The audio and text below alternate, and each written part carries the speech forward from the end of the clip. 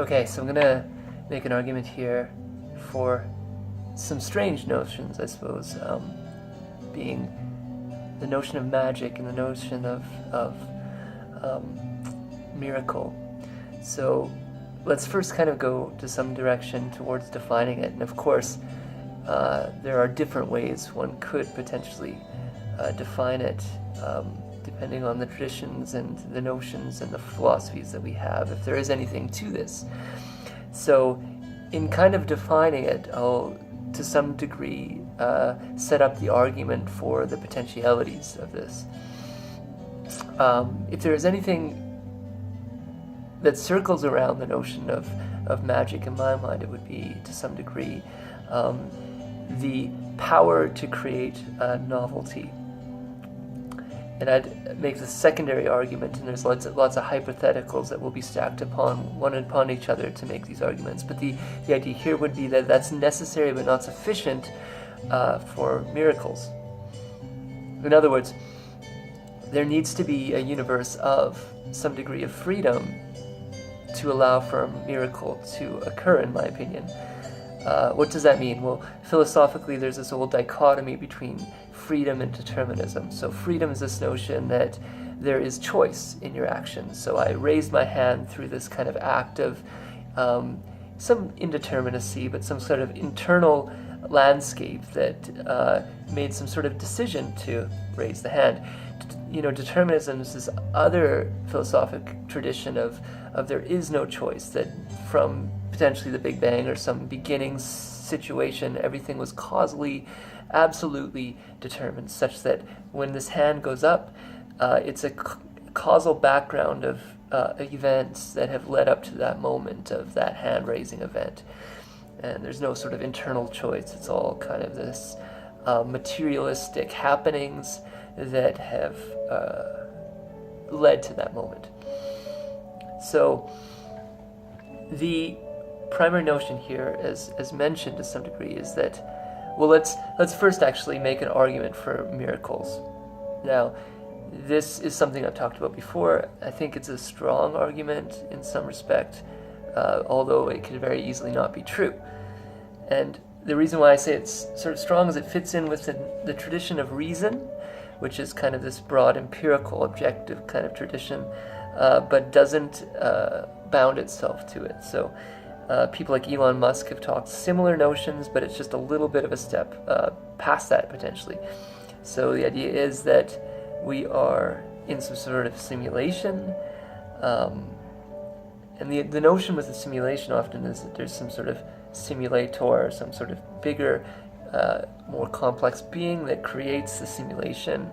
And so the idea is that in all possible worlds, if we live in a universe with billions or trillions of other planets, and there's some other planet that have reached our level or just slightly beyond it, the capacity to build a perfect simulation is actually very high.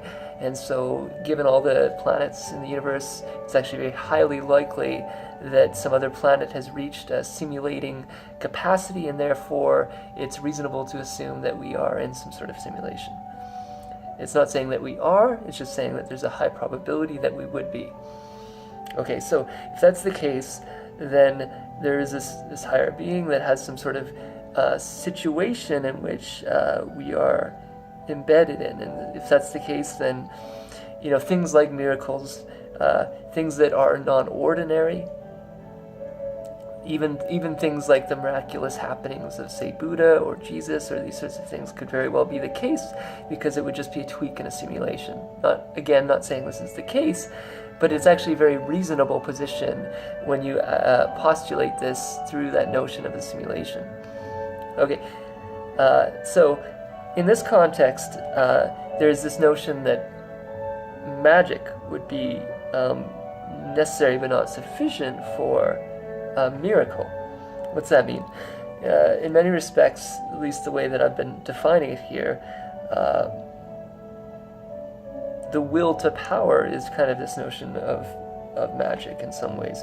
That's a Nietzschean term, and that's kind of this notion of growing in a positive sense, and I think there is a positive side to this, is like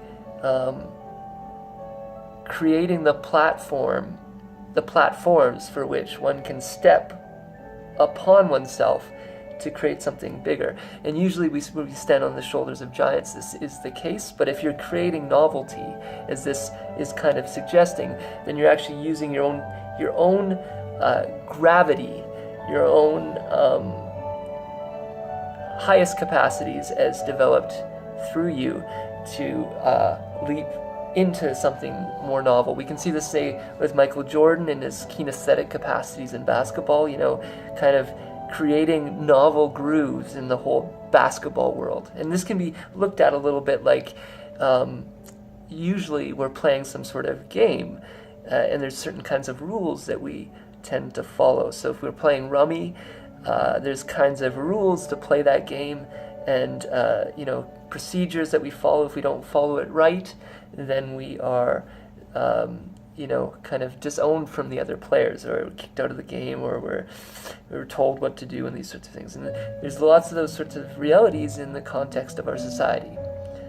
For better and for worse, we build sorts of constructs that bind us and also help hold us together as to how the nature of society ought and does work.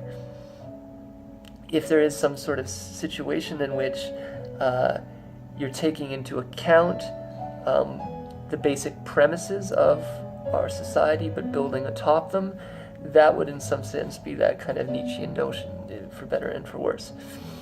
The notion with